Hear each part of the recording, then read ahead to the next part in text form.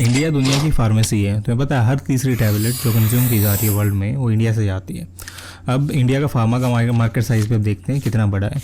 तो जो आज इंडिया है ना वर्ल्ड का थर्ड लार्जेस्ट प्रोड्यूसर आपका मेडिसिन का, और वैल्यू में बात करो तो 14 रैंक पे आता है ये।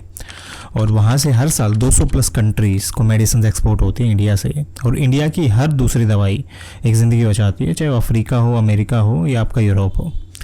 अब 1947 के बाद करना शुरू किया था तो मुझे लगता है बहुत आसान है। जैसे रेस्टोरेंट से खराब चीज है, it's very difficult. I feel like any industry where passionate people enter, you should not go. You should not go, including movie business. Why?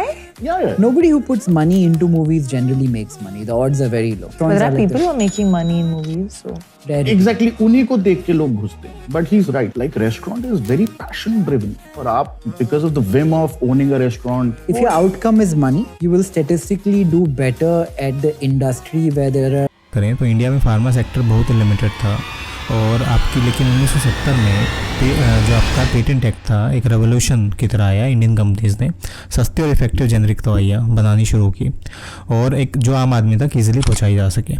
अब जो पेटेंट एक्ट था उसके बाद इंडियन कंपनीज ने रिसर्च और मैन्युफैक्चरिंग पे फोकस किया। इसलिए आज हम लीडिंग जो आपकी जेनरिक मेडिसिन सप्लायर्स हैं उनमें गिने जाते हैं।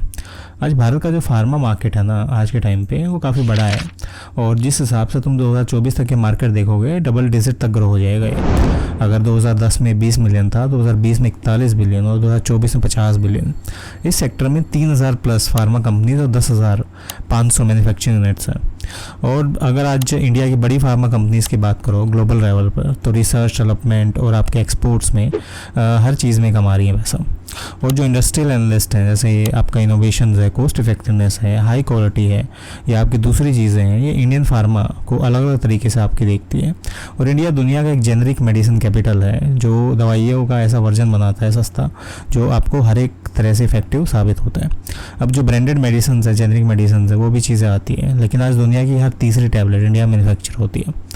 और इसी सफलता का यही चीज़ है कि बावजूद जो चैलेंजेस हैं आज के टाइम पे वो स्ट्रिक्ट आपके इंटरनेशनल रेगुलेशंस हैं, प्राइस कंट्रोल हैं गवर्नमेंट के द्वारा, काउंटरफिट ड्रग्स हैं उनको पकड़ना है, क्वालिटी कंप्लाइंसेस हैं और रिसर्च एंड इनोवेशन से फंडिंग है, सारी चीज़ें यहाँ पे देखी जाती हैं।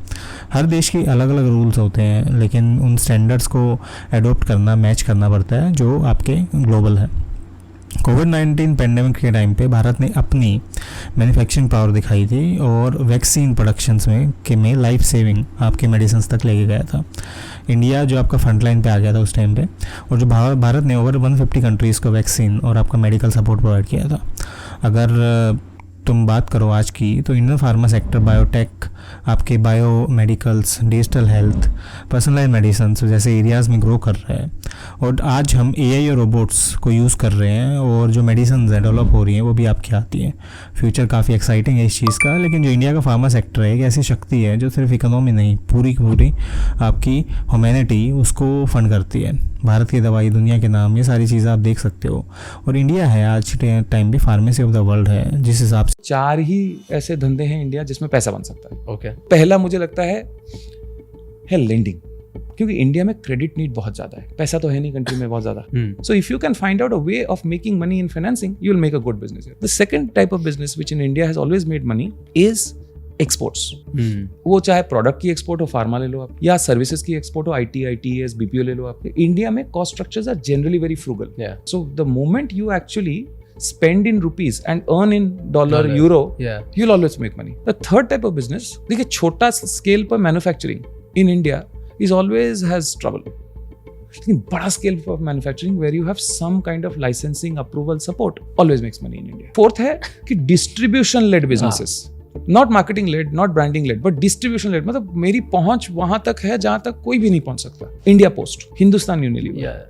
सो डिस्ट्रीब्यूशन लेड बिजनेस आप चीज़ें देखोगे कैसे इसको देखा जाता है। हम कंट्रीज़ में एक्सपोर्ट करते हैं, आपकी जो जीडीपी है या दूसरे आपकी दूसरे फैक्टर्स हैं सारे फार्मा से डेवलप होते हैं। क्योंकि फार्मा एक अगर अच्छा है तो उससे तुम्हारी दवाई और बाकी सारी चीज़ें भी बन जाती हैं। ठीक है। इन्वेस्टमेंट बैंकिंग और करियर देख रहे हो ना तो आई बैंकर तुम्हें काफ़ी हेल्प कर सकता है उस चीज़ में। स्टार्टअप के लिए फंड रेज करनी हो या किसी हिसाब से तुम्हें बिजनेस स्ट्रेटजीज बनानी हो, आई बैंकर हर चीज़ में हेल्प करता है। तो मिलते हैं नेक्स्ट वीडियो में। वीडियो सब्सक्राइब कर लो, चैनल सब्सक्राइब कर लो। मिलते हैं नेक्स्ट वीडियो में।